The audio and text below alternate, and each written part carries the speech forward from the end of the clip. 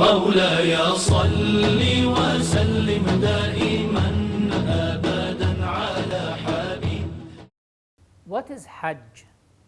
Hajj in language means to aim at something. In Islamic understanding, Hajj means to aim or to travel to the holy mosque in Mecca and the other places, holy places in Mecca, once in a lifetime. It's an obligation upon every Muslim, upon every believer, who is able physically and financially. He's able to pay for the journey, and he's physically able to take the journey, to go once, only once in a lifetime. If he wants to do more, that's up to him or her, but the obligation is only once in a lifetime to go to Mecca and to go to Medina and spend some time there between 10 days to 20 days, or even a month maximum, once in a lifetime. That's the legal meaning of Hajj. That's the legal meaning of pilgrimage. In fact, Hajj is a very old tradition in all faiths.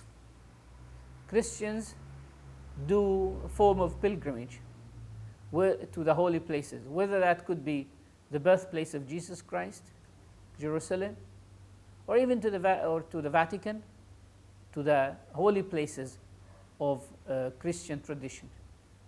Jews do a form of pilgrimage. Even those who don't contribute to a faith, they do Hajj to the places that they love.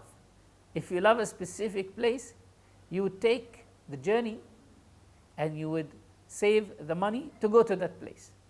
People who love holidays, going to specific places for holidays, they will save money, they'll save time, they will book hotels and make sure that they free themselves from everything else in order to take this holiday and relax in that holiday.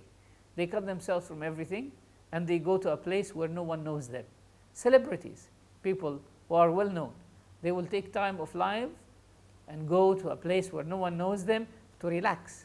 Hajj, in fact, gives you this opportunity, because in Hajj, in the Islamic tradition, a person, regardless of who he is or who she is, regardless of their position in worldly life, in mundane life, regardless of how much money do they have in their bank accounts, they would go once in their lifetime where they will enjoy such lack of fame, being unknown. You don't go there in your normal clothes. You go there as a man, a male, in 2 pieces of white cloth. Doesn't have any badge, doesn't have any identification, and it doesn't have any specific type of fabric. They are not made of specific type of fabric. These 2 pieces of white cloth that you're wearing can be purchased by anyone who earns nothing to someone who earns millions. So you go there being unknown, being not distinguished. For a woman, any clothes should do. You go there, you perform the same rituals that are performed by everyone.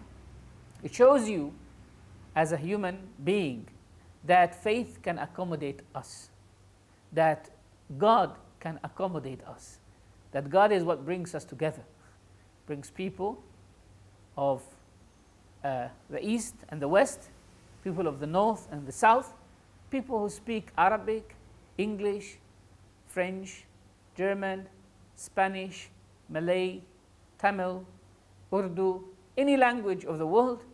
People go there and they don't even come with their languages. They come with one aim, that is to speak to God, to talk to God. They are supposed to talk to God in a unified hymn, in a unified song, by saying together, everyone on their own, obviously, but you can hear the collective prayer. Here we are, O Lord, here we are. There is no God but you, here we are. To you belongs the dominion and the kingdom, here we are. That prayer, or that response, or that answer to the divine call comes from everyone and anyone, regardless of who they are, what is their position, How much money have they paid to come to this journey? No one mentions any of that. They just mention that here we are. This is what unifies them. They make other du'as or supplications in their own languages. No one is bothered. What are you saying? No one is bothered. How are you complaining? No one is bothered. What are you saying to God? Everyone is speaking to God on their own, in their own language, and to God belongs the knowledge. God knows what everyone says. God knows the complaints of everyone. This is, in essence, what we can call the essence of Hajj. It's the journey which teaches us what is common between us. It's the journey that shows us that as human beings, we can share something together. We can celebrate something together. That's this human unity. It shows us what we call humbleness and humility in essence. When you go without anything, without your bodyguards, without your security guards, without your entourage, you go there as a human being. No one cares who you are and what you're doing. This is the essence of Hajj.